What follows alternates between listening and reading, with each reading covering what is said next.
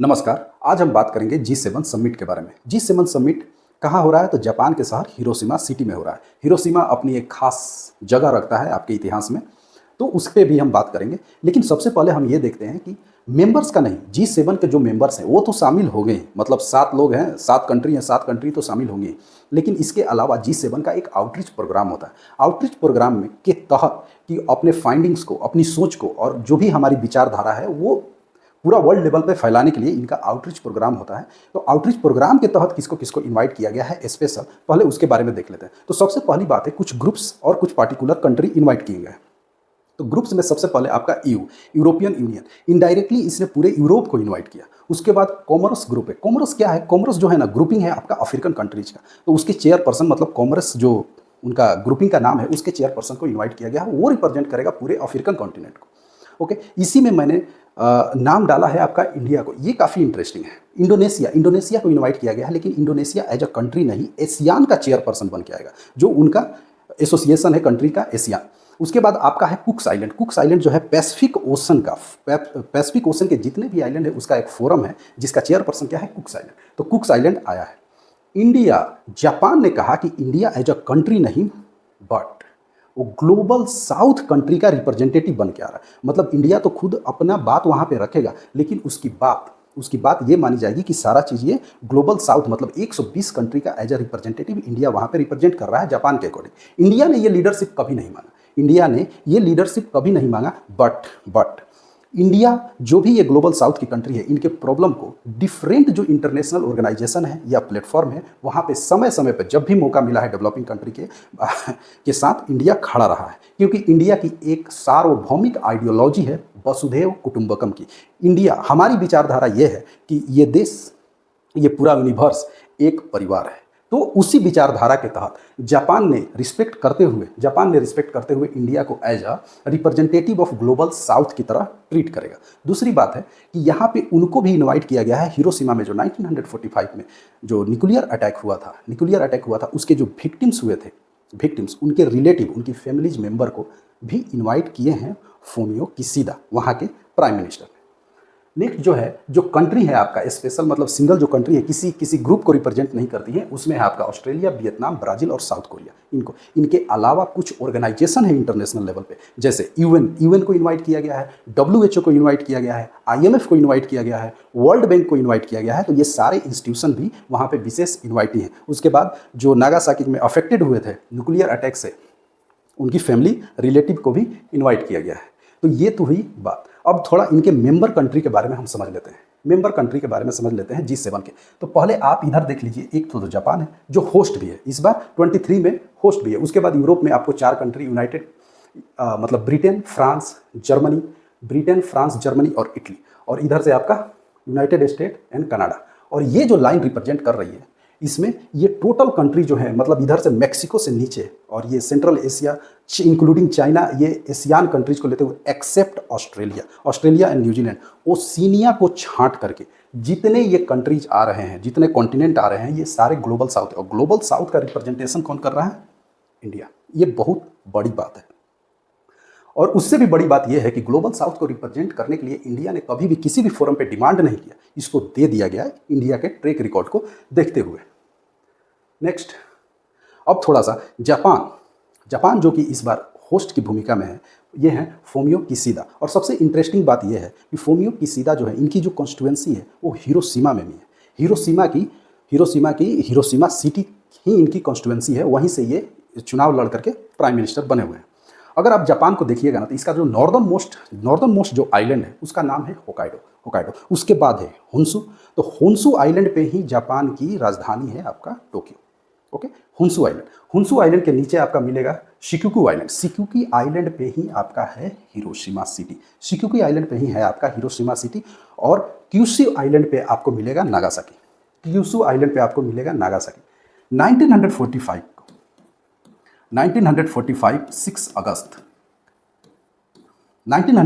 6 अगस्त को हिरोशिमा में atom bomb गिरा, न्यूक्लियर अटैक हुआ। 9 अगस्त नागासाकी, 9 N for 9 और N for नागासाकी। तो 9 अगस्त नागासाकी, नागासाकी पे मतलब सॉरी हिरोशिमा पे जिस बॉम्ब से अटैक हुआ उस बॉम्ब का नाम था लिटिल बॉय।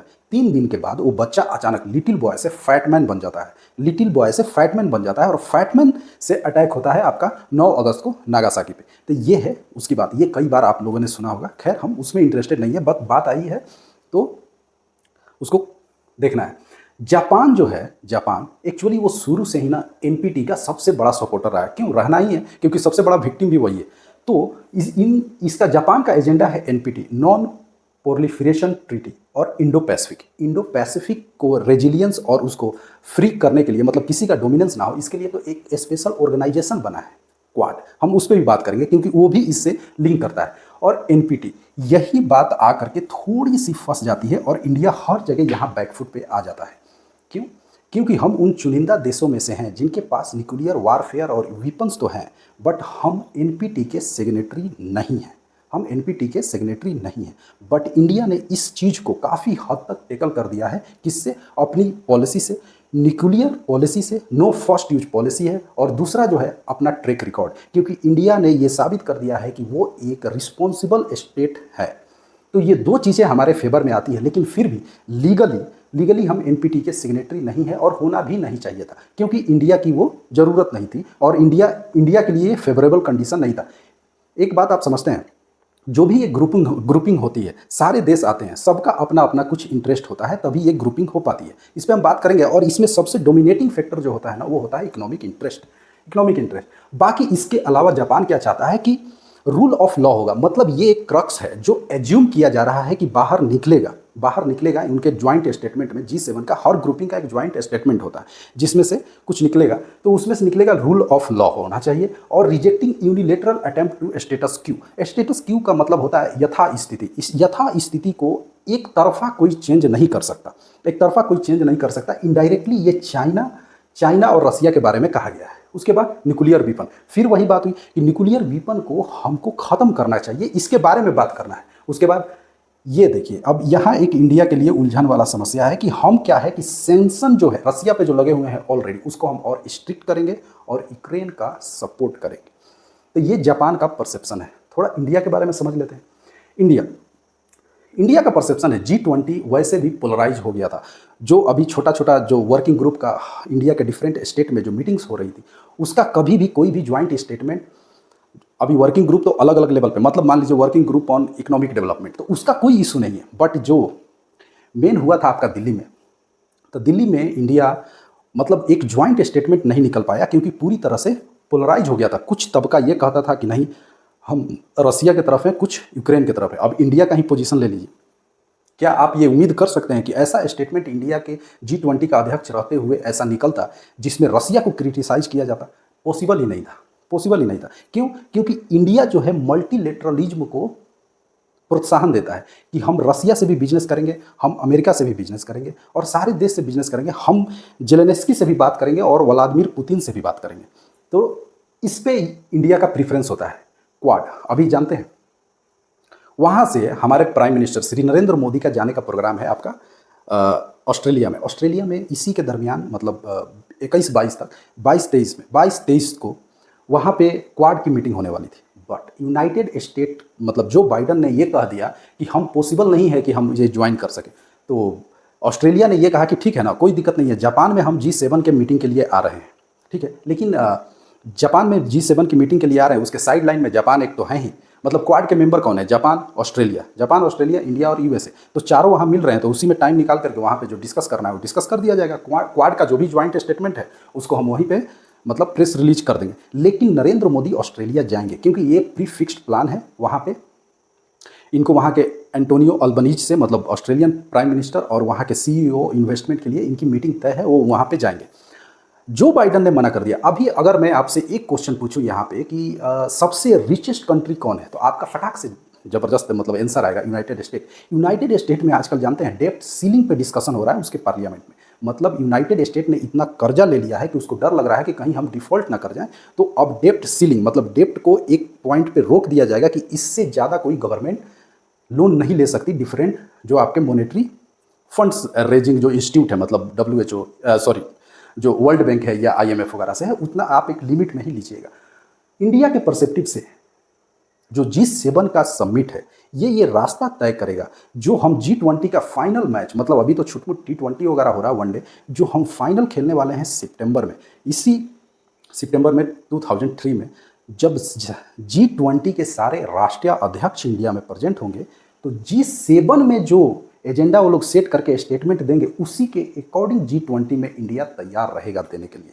वैसे भी प्राइम मिनिस्टर मोदी का G7 मीटिंग के दौरान, इनका मीटिंग है आपका जेलेंस्की के साथ भी मीटिंग तय है, उनसे वो बायलेटरल मीटिंग करेंगे, सारी चीज़ें। यहाँ पे सबसे ज़्यादा वॉचफुल रहने वाली बात कौन सी है? वॉच करने वाली बात यह है कि यहाँ पे एक्शन, मतलब स्टेटमेंट क्या आता है चाइना से और रसिया से। रसिया जो है ना, ये G7 पहले G8 था, रसिया भी इसका मेंबर था, तो इन दोनों ने, ये दोनों तो साथ आ गए हैं, चाइना और रसिया, क्योंकि इनकी स्ट्रेटेजी, और रसिया की तो नहीं कहेंगे, रसिया एक दूसरे वजह से, रसिया के पास भी अपनी वजह है यूक्रेन पे मतलब अटैक करने का, लेकिन चाइना को यहाँ से टारगेट किया जा रहा है। चाइना डायरेक्टली मतलब कन्फ्रंट करना चाहता है आपका यूएसए से, और यूएसए ये चाहता है, यूएसए ये जानता है कि इसको एशिया में सिर्फ इंडिया रोक सकता है, और इंडिया और अमेरिका का इंटरेस्ट है एक दूसरे में, इसलिए ये दोनों साथ हैं।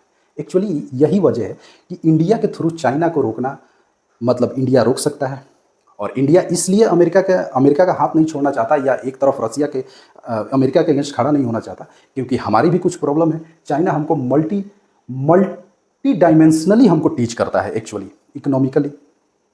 इकोनॉमिकली भी टीच करता है, और मतलब ट्रेड वगैरह में भी, और हमारे बाउंड्री के भी। तो ये सारे मतलब ओवरऑल जो भी हमने डिस्कस किया, इसमें कंक्लूड क्या करते हैं? तो कंक्लूजन ये है कि हमको वॉच रखना है चाइना और रसिया पे। देखिए, अमेरिका सपोर्ट कर रहा है इंडिया को एशिया में चाइना को टेकल करने के लिए, चाइना को कंटेन करने के लिए, और चाइना अपना फ्लरिश बढ़ा रहा है, अपना इम्पैक्ट बढ़ा रहा है, इवन कि मिडिल ईस्ट में। आपने अभी हाल फिलहाल में सुना होगा कि सऊदी अरेबिया और ईरान में 20 साल से टूटा हुआ डिप्लोमेटिक संबंधों को चाइना ने अपनी डिप्लोमेसी से उनको वापस फिर से स्टेबलाइज कर दिया।